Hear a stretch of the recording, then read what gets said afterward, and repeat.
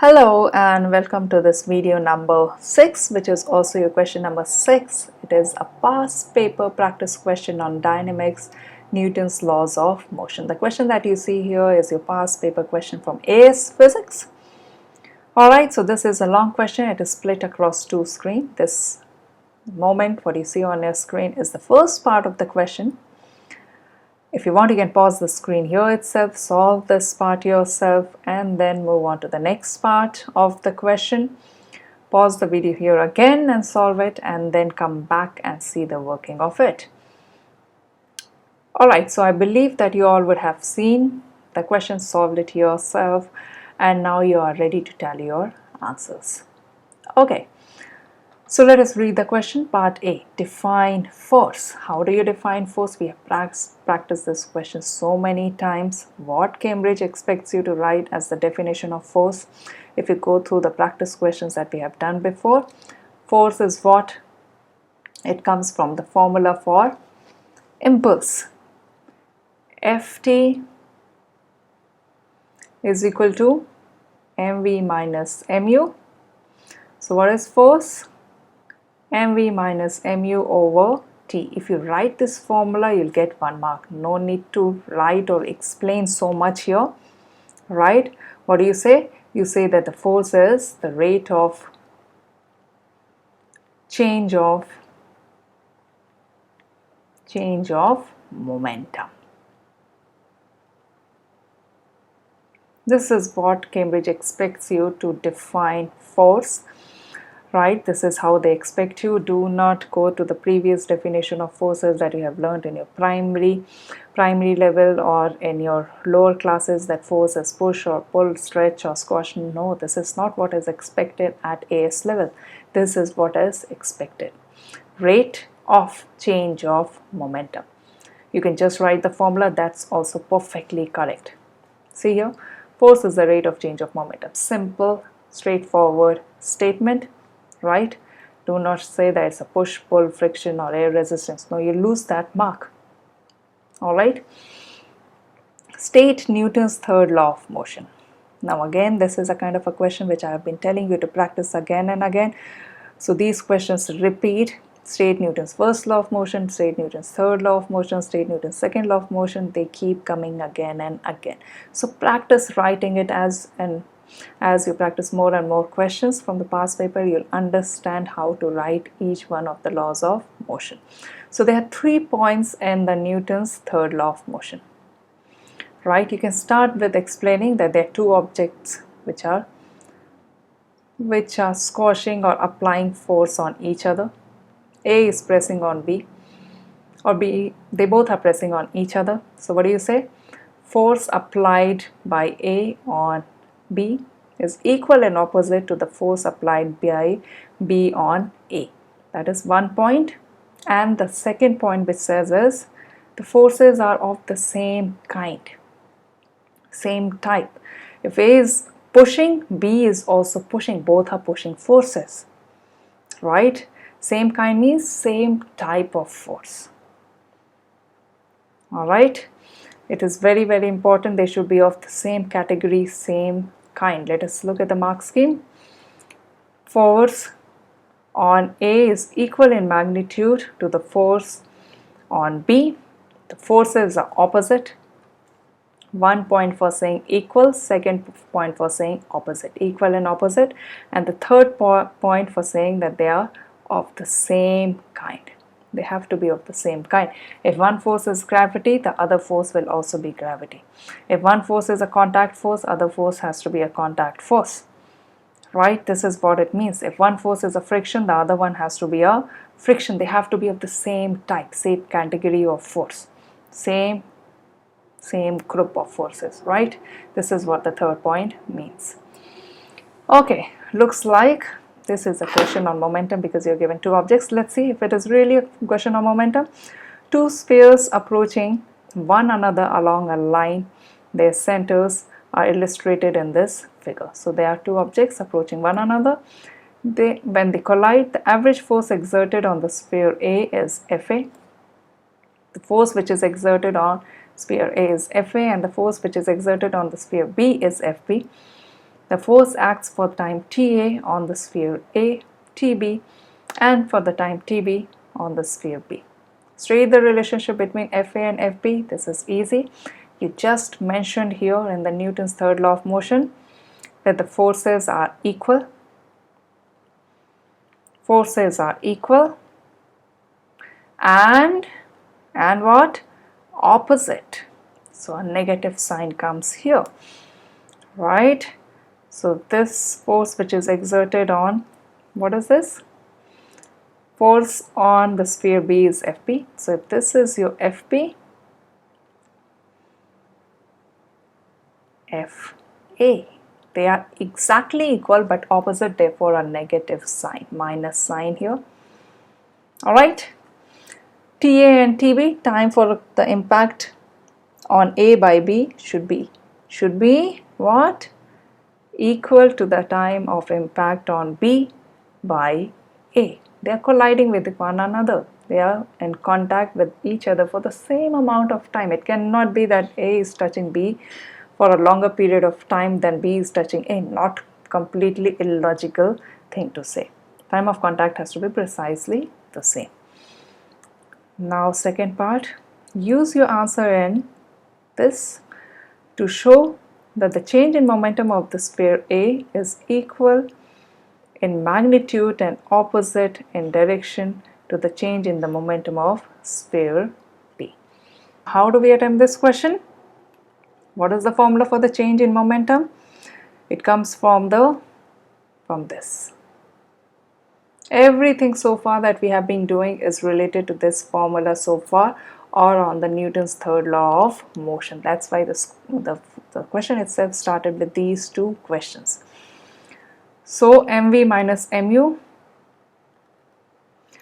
it is a change of momentum. We can also call it delta P. So delta P, what is the formula for delta P? Delta P is F times T, right?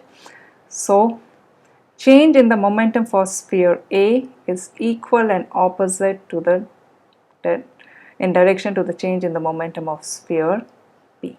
So change in the momentum of sphere A is how much? This. Similarly, change in the momentum of sphere B would be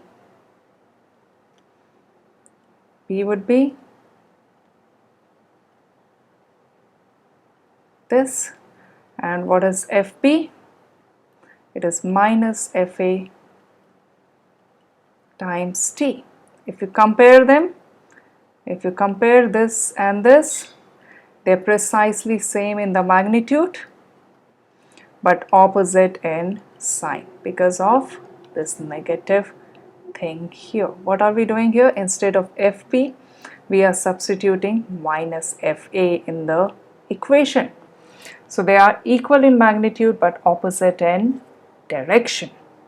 Alright, so that's how the mark scheme also explains. If you have other way of explaining, please do discuss about it in the comment box so that I can also learn about some new ways of explaining or arriving at this answer for this question in more number of ways I can learn from you. Right? So here it is. Now the next question. For the sphere in B, the variation with the time of the momentum of the sphere A before, during and after the collision with the sphere B is shown here. So the variation in the momentum of sphere A is given to you. If you look closely, here is the graph. It goes all the way like this, then down, then like this. The momentum of the sphere B before the collision is also shown. Before the collision is shown. Complete this figure to show the variation with the time of the momentum of the sphere B during and after the collision with the sphere A. So how do we solve this question? We solve this question using the law of conservation of momentum.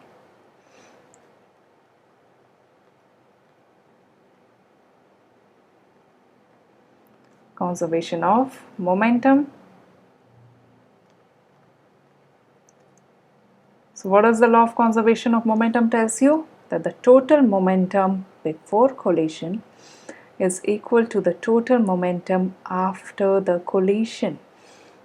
This is something that we have done on the theory of momentum. Go through the video on the theory of momentum. I will attach the link for the description of the conservation of momentum theory video in the description box. Go through it and understand it. BC means before collision, AC means after collision.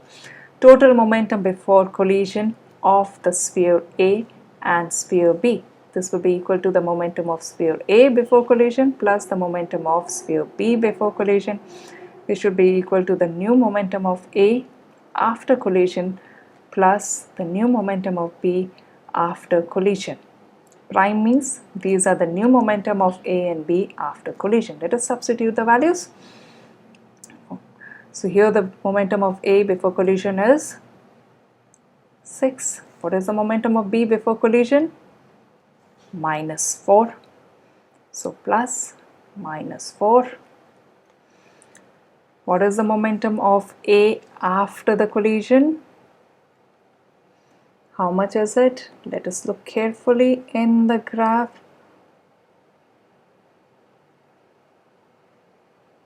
Looks like it is -3. So this is 1, 2 and 3. So this is -3. Let me make it as a dotted line because this is, we are trying to read the axes. This is not a final graph. So momentum of A after collision is -3 plus what should be the momentum of sphere after collision? Let's call it x.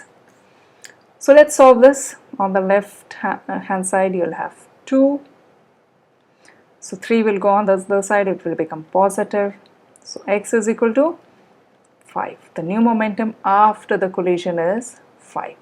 Either you do this question this way, or the other way of doing this question is using this fundamental. Change in momentum of A is equal and opposite to the change in the momentum of B. What are they saying? Let us understand it. So what we have derived in the second part is,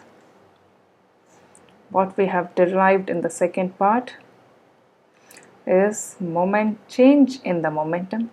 Delta means change in the momentum of A is equal to negative times is equal and opposite to the change in the momentum of B. Delta means change.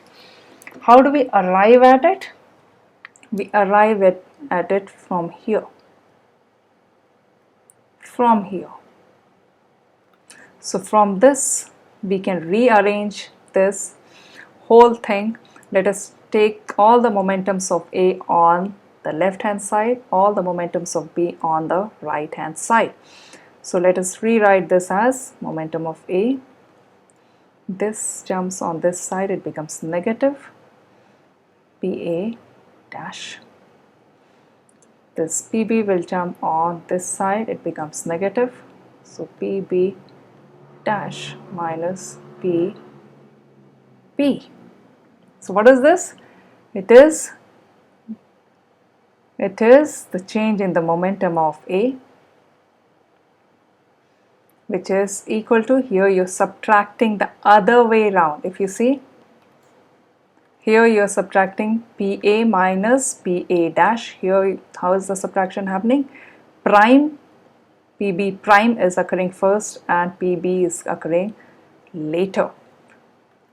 So you can also write this whole thing as, to make it more explanatory, let me include one more round of step here. So take the negative sign outside. So final momentum of A minus the initial momentum of A is the change. Now the primes are occurring before the minus sign. Prime values are occurring, final value are occurring before the negative sign. Final value before the negative sign. Final minus the initial is called change. So minus PA is equal to, minus delta. Delta PA is equal to delta PP. you can solve this question this way as well. Now substitute the values. Substitute the values and you should be able to get your answer. So let us remove this. This is precisely what we derived in the part 2 of the question. It comes from the law of conservation of momentum. Momentum before collision is equal to momentum after collision. If we just rearrange all the momentums of the same object on the same side of the equation, you get the same equation as change in the momentum of object A is equal and opposite to the change in the momentum of object B. I'm explaining it here a bit of the theory so that you explain it. This makes the calculation or the description of this question slightly longer, right? But do not please worry so much, because I hope that it helps you understand this theory as well. Well, it will help you as well to solve further more questions, similar questions on this topic nicely, right? Let me remove this. Let us substitute the values now. Everything is the same, so I am just removing these things. Substitute the values now. Change in the momentum of A. So what is the final momentum? PA is initial, so which is 6 minus the final value was, if I am not wrong, it is minus 3. Alright. So here you have the final value of the momentum of B, which we do not know. Let's call it X, minus the initial was minus 4. If you read it here, it's minus 4. PB means initial, prime means final. So minus 4. I'm sorry, let me continue with the blue ink. Minus 4, right? So what is X equal to? So this becomes 9 is equal to X plus 4. So X is equal to 5. If you see, you are getting the same. Just hold on. If you see, you are getting the same answer no matter which way you are doing. So the final momentum is 5. They are in contact with each other for the same amount of time. So where do you draw the final line? At this particular value of the time. So let me do some rough sketches here, and they should be drawn. I'm trying to find the coordinate first. So this should be the coordinate. So this is the rough work which I'm going to mention as a dotted line to find the coordinate here. This is the coordinate which I am trying to find from this particular time onwards till the value 5. So from this point onwards, you draw a straight line all the way till this particular time, right? And then this particular time value. What is this particular time value?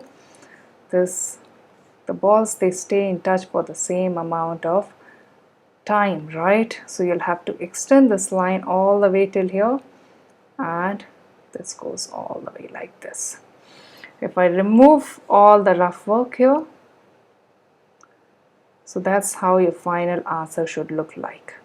Ideally, you should not be removing any rough work, but I'm removing it so that it makes better sense to you. So that should be your final answer. It took quite a while, quite a long time for me to explain how this is worked out. But if you understand the theory of it quite well, it will not take more than 2 minutes to solve this question. But just to remember that the time for the impact is the same. What is the time for the impact? From this time all the way till this time. So all the changes are happening from this particular value of the time. Let me use a different color. See. Right? So this is a very important thing to note. Right? So that's how the final graph will look like. I'm sorry, what did I just do? Alright. I'll show you the mark scheme as well. Here is your mark scheme. Please do understand it. If you have any concerns, any question, I know that the explanation went quite long for it, but I hope when you listen to the explanation, it should make sense to you and you'll learn a lot from it. Thank you so much.